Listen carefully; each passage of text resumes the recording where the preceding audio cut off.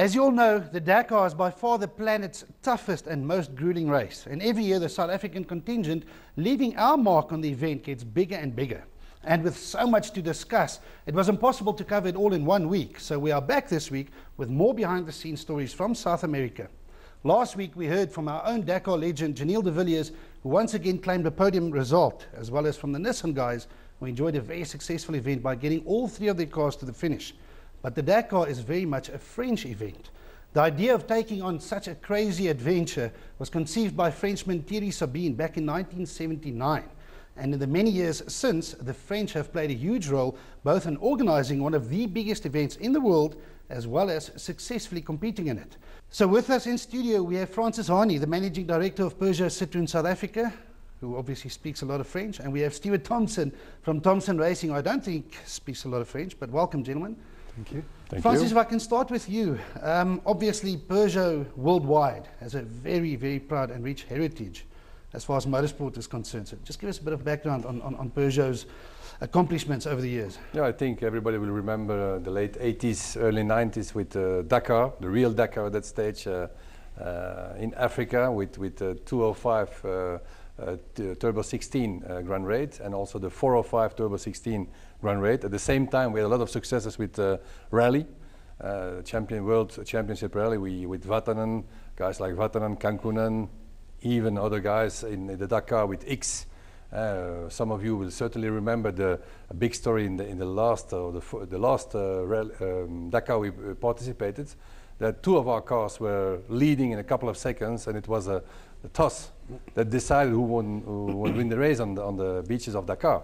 So it was between X and Vatanen at that stage, and Vatanen won the toss. Okay, so that's Dakar. We all know that World Rally Championship, the WRC, Peugeot have won and dominated for many years. Recently, you guys took on Pikes Peak and dominated. So I think the message is that when Peugeot decides to take on something like this, they do it properly. Yeah, look, and the message behind also, when we are involved heavily in rally and Grand Raid like the Dakar, it's also linked to commercial successes. And I think that's the aim, to go back to Pikes Peak first with 208 last year, or 2 years ago, and this year to Dakar with the 2008. Francis, I think we'll get back to Peugeot's return to Dakar just in a second. Stuart, no stranger to South African motorsport. You obviously are responsible for preparing the car from Mark Renier, who's won 2 consecutive South African Rally Championships, but this was your first Dakar. Yeah, Hannes, indeed it was, and we got the call fairly late, so there was a lot of midnight oil, a lot of sort of commitment needed to get the cars. You got the call from who? Just put us in the picture here. You got the call from who, and what did you have to do on this event? It's actually quite a nice story, because the call came pretty much on the recommendation of Glyn Hall. Obviously, we compete against Glyn locally, and we were very much involved in the development and design of the Nissan that the guys spoke about last week. And you know, due to the level at which the Nissan was competing, Glyn had an inquiry for a Renault Duster. Or not an inquiry, he had an inquiry as to who could build a Renault Duster in the time frame available. And he very kindly steered Renault in our direction. Okay, so we had Peugeot and Renault at this year's Dakar. Francis, back to you. It's a huge team that the French have come up with. I mean, they've got a star driver lineup. Maybe you can just tell us who the drivers are and why are they so famous? Yeah, look, first of all, we brought a lot of experience, not only in motorcars, but with Peter Ansel, with Cyril Dupré, and especially with Carlos Sainz. You bring 3 guys that with a huge experience in the Dakar and in rally racing. So I think that if you bring those guys, you have 2 targets. First of all, you go in to win. Because with those guys, I don't think if you tell them and you make them sign a contract and you say, yeah, we go to try and to see what's happening. No, those guys, they want to win, they are winners. They showed it in the past.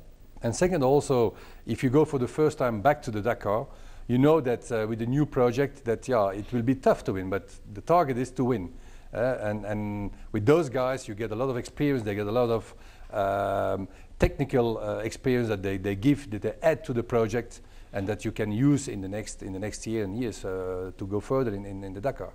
Stuart, obviously these guys, you know, they come from a different world, I should say. You, small team based here in Midrand, but I mean, lots of expertise. You went there with what objective? Probably not to win, but what did you guys want to get out of this? I think that our objective was a solid top 20 finish, which we didn't quite achieve. But what we did achieve was some very good stage times. And as you say, you know, we're a fairly small focused team. Our designer engineer is a guy called Achim Bergman, who's a real talent. I think, you know, he's been involved in a lot of design and development in South Africa. And the team in Argentina is also a fairly compact unit. You know, they are funded by Renault Argentina. Their superstar driver is a guy called Emi Spataro, who is really a local hero. You know, the almost fanatical levels of worship that the fans give him. It was quite something to be involved with that. And when you got there with a new car and you've got this Argentinian vibe going on around you, how did you take it all in? Was it what you expected? They're a very patriotic people, and it was quite difficult to almost to gain credibility amongst them. But I think that it worked quite well, and I think that fairly soon after arriving, we established some sort of mutual respect, and it actually worked very, very well. We'll get back to Francis now. I just want to find out from you, was it as tough as you thought it was going to be? You know, Hannes, it is tough, but it's, you know, while you're involved in it, you just sort of keep your head down and do what you have to do. It's obviously by nature quite tough, because in essence you drive all day and work all night. But, you know, it gets to the point where you manage, and I think with proper planning and the right sort of sharing of duties, it's certainly manageable, and certainly something we'd want to do again. So it's oh, well, that says a lot. If you want to go again. Sure. Yeah. Speaking of people who want to go again, I mean, Peugeot did not quite fulfill the objectives this time around with winning. So sure, it's a long term. How long is the plan? Is it 5 years, 3 years? No, it's more than 2 year plan. Let's say it will be. I will be there for 3, 4, 5 years. We tell maybe longer. That's not defined yet, but we will certainly be there next year and the year after. And next year started already for us. The Dakar ended on a Sunday, and I think we got 1 week. The guys got 1 week off, and the next Monday they were working back and looking how to improve and working on the next year. So the Dakar 2016 already started for us. Let's just quickly talk about the car. I mean, we all saw pictures of the car. It's a beautiful looking car, huge wheels, but it is the Peugeot guys went for a different strategy by going the two-wheel drive route instead of the four-wheel drive route. Yeah, look, there are different ways when you go as a newcomer into such important race as the Dakar. You have to see also a little bit ahead what's happening. And first of all, rules are changing. And I think, and Stuart confirmed it just before this meeting, he confirmed that the rules are changing. That the future will probably be two-wheel cars, two-wheel drive cars. So that's the future. First of all. Second of all, for us, it gives us some advantages compared to a four-wheel drive. You can, as you mentioned, bigger wheels. That car can go vertical on a wall without a four-wheel drive. So, and you have also the advantage for us. What's very important is to link it to the commercialized 2008, because we don't have it in a four-wheel drive. It's a two-wheel drive. So, and that's also the link with the two-wheel drive, and the choice of the two-wheel drive for the Dakar. And what did you hear from the guys in France? Were they disappointed by this year's result? I mean, we all know you don't rock up at the Dakar and just win straight up. They weren't disappointed. Maybe the only thing what was missing, and that's also the strength of a two-wheel drive today, is in the smaller races, more WRC stages in the Dakar. So we were fighting twice, 3 times for a stage win. Stage wins, but we didn't get it. And I think the only disappointment problem is coming from there. Okay.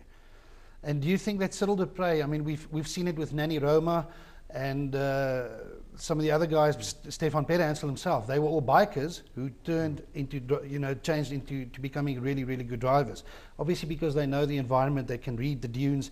The same is what I'm thinking Peugeot's hoping to come from Cyril. Is that the reason? Yeah, that's the reason. Cyril was, after 5 wins, he wanted some new challenges, and I think going from a bike to a car is one of them.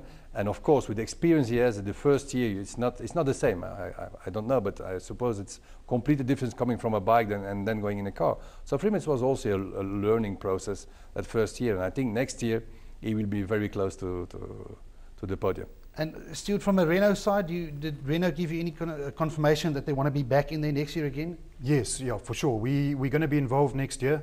We're busy with an evolution of the car, which we obviously hope will be better, and very much keen on building our relationship and quick question, how much of the car is really Renault?